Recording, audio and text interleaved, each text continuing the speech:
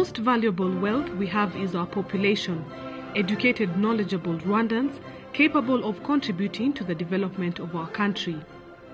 We are aware that achievements of our goals will depend on the value we attribute to education and solid educational measures and strategies we adopt. This is the message of His Excellency the President of the Republic of Rwanda in November 2003. This message is a guide and constitutes to the mission of the Students Financing Agency for Rwanda, SFAR, in granting scholarships to university students and ensuring the recovery of loans granted to former students with a view to strengthening and promoting education. The wish of the government of Rwanda is that every Rwandan would take ownership of this action in respect of the national education program on which the country's future relies. This appears in the General Educational Policy. Honorable Minister of Education, what is the policy of education at the national level? Our education policy is in harmony with the Vision 2020 and the ADPRAS. The objective is to contribute to economic development by building skills, training people so that they can contribute to our economic development. What will be the Students Financing Agency for Rwanda contributing to this program? SFAR comes in higher education because primary education is free for all. Then secondary education is subsidized. Higher education, we also have cost sharing, but SFAR provides bursaries and loans to students who are going to study in universities and the other higher education institutions. The Students Financing Agency for Rwanda, SFAR, was officially created by Cabinet on 29 July 2003. However, the law governing this agency was signed in November 2006 and assigned different missions. The main functions are to issue loans, to recover loans, to issue bursaries, because the government will still issue non-recoverable financial support to some students on a given criteria. And the third function is to coordinate all actions, support from international organizations, from individuals, private organizations, all sources that come to support Rwanda in terms of developing its capacity in terms of scholarships. So all these are coordinated by the Student Financing Agency for Rwanda, but also to cooperate with other institutions in the region that have the same mandate as SFAR. In addition, SFAR is mandated to recover the loans that were issued to Rwandans in the past to study at higher education. SFAR itself is run by the Director General, assisted by 4 units: the Loans Bursaries Disbursement Unit, the Loan Recovery Unit, the Finance and Administration Unit, and the ICT Unit. On top is the Board of Directors responsible for supervising and implementing the SFAR mission. Our responsibility is to advise SFAR. Another point is that the board approves the budget prepared by the agency. The approved budget is then submitted to the ministry in charge of supervising SFAR in order to find funds for it. Besides, we must control the functioning of SFAR. So you understand that as board members, we must ensure that SFAR fulfills its mission. Honorable Minister, do you think SFAR missions will bring in any input in education compared with what was done in the past? The government is committed to achieving education, building skills for its population. And compared to the past, there was only one university. Now we have got 14 universities. 6 of them are are public and 8 are private. So within those public universities, the only university that was existing is the National University of Rwanda at Butare. And that university started in 1963. And up to 1994, it had only graduated over 2,000 only graduates. And now we are about 10 million people. And we need at least 1 million graduates. In the 1960s, there was a need for university graduates who were to replace colonialists in different positions. In this case, in Rwanda, the independence was 1962. There was need to train the Rwandans to replace the colonial staff who were in administrative positions and who were trained at the level of higher education or university level. So higher education gained importance after 1963. This is when, in 1963, is when the National University of Rwanda was established. And when it was established, the number enrolled in the National University was very small in the first years. And later on, the number kept on expanding. As years went by, the country's need for experts increased, especially after 1994, when the country found that sustainable development should be based on science and technology, which contrasted with the small number of experts in these domains. This required infrastructure and corresponding teaching programs. Institutions of higher learning now are being pushed to increase the quality. Quality means good personnel, good teachers. Quality means good infrastructure. Quality means good laboratories and so on and so forth. All these things need finance. We all depend on government. The government, over and above, trying to fund all this infrastructure and teachers, to train teachers and bring in expatriates. They have to also to fund students who come to the universities. The numbers are increasing from year in, year out. Definitely, if the government has to fund everything, both the students and also the development of the infrastructure and the training of teachers is becoming not affordable. The policy is that the government should share the price of education with the student or student's parents on the one hand and should keep granting scholarships on the other hand, following the program adopted in 2006 aimed at promoting science and technology. It is nothing else but a sharing of responsibility between two parties, the government and the student and parents. Indeed, gone are the times when the state used to have a parental responsibility on its citizens. Does this mean that scholarships have been completely suppressed? A scholarship is not suppressed. Only free scholarships are suppressed. And in fact, in my opinion, the scholarship has never been free.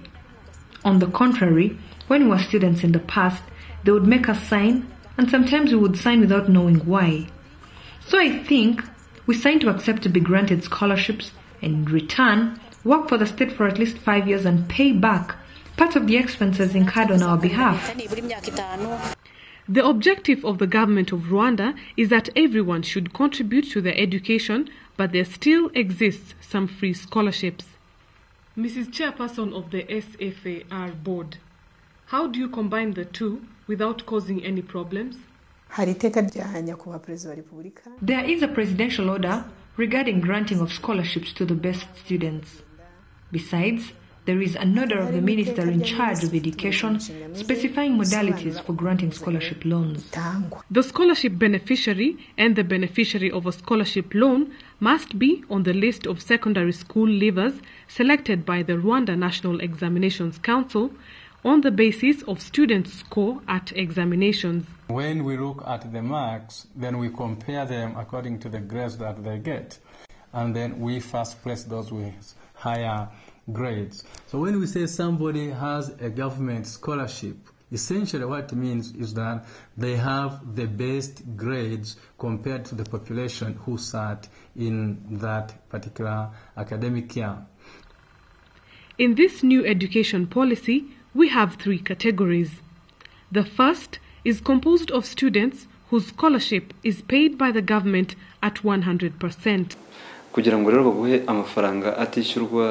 In order to be granted a 100% government-paid scholarship, the student must appear on the list of secondary school leavers established by the Rwanda National Examinations Council with distinction in science and technology. The decision was made to also include students who studied education in the category of those who studied under science and technology. Others must have obtained a grande distinction. The second category is the one for which government pays 75% of tuition for students who follow science, technology and education and who pay the remaining 25%. For others, government pays 50%. As there may be many candidates, on what basis do you select them? Who followed science, technology and education are required to have obtained satisfaction, while those who have studied other sections must have obtained distinction. The third category concerns loan beneficiaries. Here, the government pays 75% for those who studied science and technology and 50% for those who followed other sections, the remainder being a loan payable after graduation when they get hired for employment. Even if government pays part of the scholarship, not all students are able to pay their share since the amount is still big. They pay for us a lot of money. For instance, they pay the money we usually call scholarship, which amounts to 25,000 Rwandan francs. This helps us pay for our daily needs like food, accommodation, etc. The main category is that of loan beneficiaries, as it includes many students, with about 90% of the money released by government in this framework. Again, this is the reason why government will be able to keep helping many others study. What is the attitude of beneficiaries of that loan? Chantal Ganakweli, you are among those who received the scholarship loan, who have finished their studies. What is the value of this loan? On my side, the loan was very useful, as I was able to study and finish my studies, and thus be able to reach a level I'm proud of. Application is necessary for admission to each category. There are forms to be filled out, and they show students' or parents' capacity. As I said earlier, the student has to apply for the scholarship, but must be on the list to be eligible. Not all people are allowed to apply. Eligible candidates fill out forms and return them to SFAR for analysis. The analysis then enables to classify candidates in different categories. Another important point is that the form is filled out by the loan applicant, him or herself, before it is certified by the parent or guardian, and the information given in the form is then confirmed by local authorities from umudugudu to sector levels. In all this, what can be considered as new is the scholarship loan that must be paid back. However, NUR files show that some scholarship beneficiaries would sign to accept to repay the money spent on them. When we were visiting the National University of Rwanda archives, we found a couple of loan contracts which were signed by different people when they got the loans. So the idea of loans at higher education started in 1980s in Rwanda. Loans were awarded to students, but there was no very clear mechanism to recover the loans. Statistics indicate that huge amounts of money have been granted in loan form, and there still is a lot to be done. So we need the employees who received government funding to pay back, and we need the employers who are employing them to cooperate with us so that we are appealing them to cooperate with us so that we can recover the 15 billion that is in saturation so that we can get more people going to higher education. For a country to develop, 10% of the population must have attended university studies. Rwanda currently has about 1% only. That is, about 100,000 people have been at university, combining those who studied in Rwanda and abroad. We need at least 1 million. This is the reason why we have started recovering the loans that were granted in the past or more recently.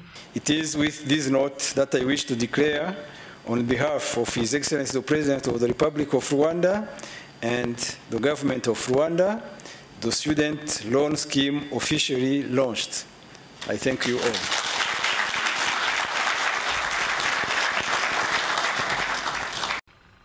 On November 13, 2007, when the loan recovery was officially launched, it was noticed that many people were ready to pay back but missed the appropriate way of refunding.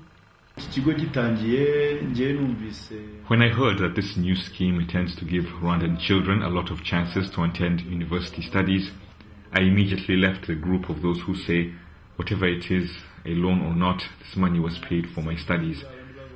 So I asked how much I owed. I did not even discuss and paid the amount. I even made a compromise with my wife because we were together at university and we both paid. As for me, what is good is not paying back the loan. Rather, I am pleased to see that everyone who has had the chance to study, thanks to the money of the country, is to contribute to the education of today's and tomorrow's children. So I find it is a good undertaking by our government, which must be understood in the eyes of all people. They should not take it as a loan, rather as an opportunity to share with today's, tomorrow's and future generations the chance they themselves have had in the past. There are some authorities in senior positions of the country who took the lead in repaying the loan granted to them by government for their university studies. We wish the good example from senior officials to spread to all people concerned. Even expatriates were surprised but pleased at the action. The repayment by the senior persons, government officials, ministers and senators and MPs of their loan is a testimony to Rwandans that the Student Finance Agency for Rwanda and the student loan scheme in particular is an important tenet or part of the financing of higher education in Rwanda. Therefore, this was not a hasty action, since representatives of foreign institutions identical to the Students Financing Agency for Rwanda were invited. They observed Rwanda getting started in this field and took the opportunity to share the experience of their own institutions. Represented institutions were those of Tanzania, South Africa, and Kenya. We now intend to set up an association of these four institutions.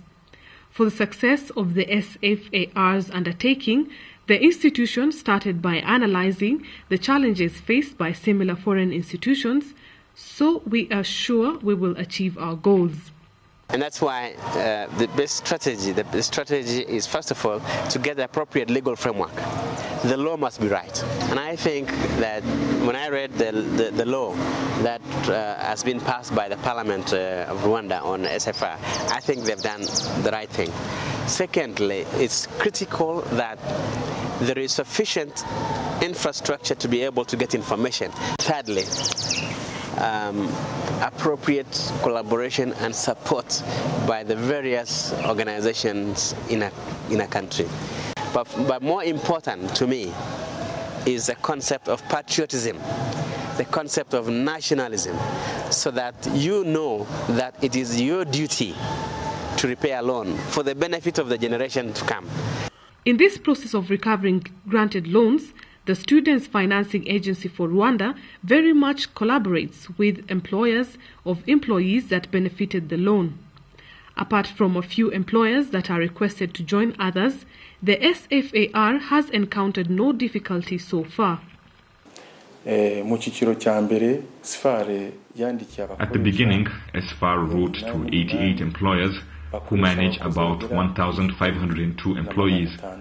They all accepted to start refunding the scholarship loan they had been given in the past. Are these the only beneficiaries you could identify, or are you still trying to reach others? Before the end of the year 2008, we hope we will have about 2,500 additional employers who will have started recovering the money by deducting it from their employees' salaries. After the small period elapsed since we started recovering scholarship loans, many beneficiary employers and employees have welcomed this move. However, some institutions like Rwanda Revenue Authority and the Social Security Fund of Rwanda were exemplary. Mr. Robert Mugabe, you are the Human Resources Manager in the Rwanda Revenue Authority. SFAR has given you the extra work of recovering the loan owed to it by your personnel. How did you take it? It is true that we heard of this before we could see it. Then we received a communication from SFAR. We also received a form on which we had to inform them about the number of our employees who have been granted the loan. So we gave them the information requested. Then SFAR wrote to us, giving us the information concerning our employees, the amount of money they should pay, and the monthly payment. Mr. Rurangwa Enosa, how do you know the amount of money you have to deduct from your employee's salary? CSR has made a comprehensive list of the personnel. We were sent a form for employees who may have been paid for by SFAR. We distributed the form, and every employee had to indicate the amount that was paid for his or her scholarship. When we returned the form to SFAR, the latter controlled them and sent us the real amounts to be paid monthly. One method was applied to all concerned. At first, the SFAR, in collaboration with different institutions and authorities, made a list of all employers nationwide. Then, the Students Financing Agency for Rwanda sent a letter to every employer requesting them to show the list of their employees and their respective salaries. The list was then returned to the SFAR. The aim is to know the address of the loan beneficiary and his or her monthly salary. When the documents reach SFAR, those responsible check in the files of those who were granted loans to ensure the information is true for each candidate. The assistance of its ICT unit, SFAR, has a big number of debtors and the amounts of the loan due. One main thing I think we have achieved is to come up with a database of the students who have taken the loan since the time that they took the loan, as I said, early 1980s. We may not claim to have done that to a satisfactory extent, but we have now a database of over 22,000 people, and we are still continuing to validate this data. We are able to track automatically using the system, using the other institutions' databases like Caisse Sociale du Rwanda, and we are able to track people automatically so that we know students who studied at the National University in 5 years ago, where are they working now, how much do they earn, and so that we shall be able to, once we start the recovery, we shall be able to recover easily. Among these people, we find beneficiaries who were granted loans before SFAR could start its work. We are sure the task will no longer be difficult. Currently, loan beneficiaries must have registered and signed the contract they understand well. All identifications and requirements are filed in the database of the SFAR and are accessible to any person who wants to see them. The ICT unit of SFAR is responsible for protecting the entered information in the database. All the students who are granted government loans are entered in our database, and the ICT unit is responsible for facilitating the loan recovery unit or loans/bursaries disbursement unit. With the data filed, the SFAR can determine the amount payable by every student. Mr. Rurangwa Inosa, after you were returned the list of employees with the monthly amounts payable, was it easy to recover the money at the beginning? After SFAR has informed the CSR of the amounts to be deducted from employees' salaries, we mobilized and informed our staff. The CSR has been recovering the money on behalf of SFAR for 2 months now. Before payment, we deduct SFAR's money just like other lawful contributions, such as CSR contributions, taxes, FARJ and Rama contributions. SFAR contributions are classified in this category. If my curiosity does not make you disclose a secret, how much money do you send to the SFAR every month? We deduct 1 million every month. The contribution exceeds 4,500,000. This is a very good action indeed. All this huge amount comes from one institution every month. It is obvious that when all employers will have started recovering the loan, a lot of money will be recovered and contribute to boosting education in Rwanda. Usually, the refund is 8% of each beneficiary's monthly salary until the loan is fully refunded. Rwanda Revenue Authority and the Social Security Fund of Rwanda personnel fully understood the program and goal of this loan recovery. So, how did others take it? As far as I am concerned, I welcome the recovery process of the loan granted to us for the facilitation of our studies. I was pleased to hear of this program as I got the loan where there were other people who needed it. Some people say 8% of monthly salary is a big amount and that many people were surprised by the loan recovery while they had other programs. Didn't the refund disturb your daily programs? All depends on everyone's understanding and mentality. One can choose to pay either piecemeal or the entire loan at once to finish it up quickly. This can influence your planning as it is usual in everyday life. Since you have full understanding of the use of paying back the loan, what message can you give other beneficiaries?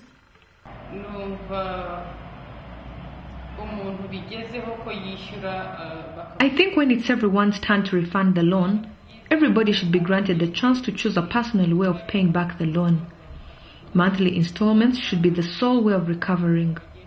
People have unequal salaries, so every person should be allowed to reimburse in a way that is convenient to them. Is it possible to pay back the loan through other means, different from salary deduction? Umuntu ku giti cye wahaye inguzanyo nawe ashobora kwegera SFAR akagirwa inama. Every individual beneficiary can approach SFAR and be advised on how to refund the loan without his salary being deducted on a monthly basis. Even beneficiaries living abroad can pay back the loan using the accounts displayed on SFAR's website. Until now, the Students Financing Agency for Rwanda has opened accounts for loan repayment in different banks, including BNR, which is the National Bank of Rwanda, BCR, Cogebanque, and Finabank.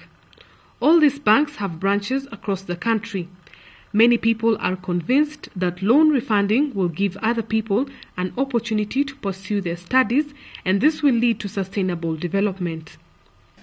We request Rwandans who took the loan to feel a patriotic spirit of feeling that it is because of the loan that they received from the government that they are what they are, and so they should pay back so that the others, their young brothers, and so on and so forth, may also get the finances to access higher education.